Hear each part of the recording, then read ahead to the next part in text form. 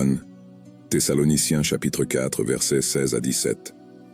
Car le Seigneur lui-même descendra du ciel à grands cris, à la voix de l'archange et à la trompette de Dieu, et les morts en Christ ressusciteront premièrement. Après cela, nous qui sommes vivants, nous serons enlevés avec eux dans les nuées, à la rencontre du Seigneur dans les airs. Et ainsi nous serons avec le Seigneur pour toujours. Ce verset décrivent les événements qui se produiront au retour de Jésus-Christ. Voici les principaux points de ces versets. Car le Seigneur lui-même descendra du ciel avec un grand cri. Ceci décrit la venue visible et puissante de Jésus-Christ du ciel. Son arrivée sera accompagnée d'une grande clameur, à la voix de l'archange et au son de la trompette de Dieu. Il s'agit d'un événement solennel et majestueux, où la voix d'un archange et la trompette de Dieu annonceront la venue du Christ. Ceux qui sont morts en Christ ressusciteront les premiers.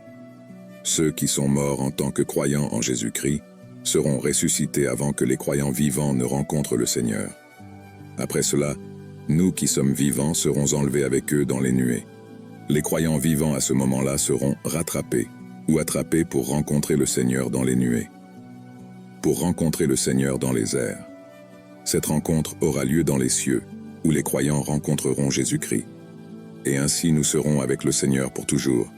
C'est le résultat final de l'enlèvement. Les croyants seront avec le Seigneur pour toujours, jouissant d'une communion éternelle avec lui. Ces versets sont une source de réconfort et d'espoir pour les croyants, car ils décrivent la promesse d'une glorieuse réunion avec le Christ et de la vie éternelle avec lui.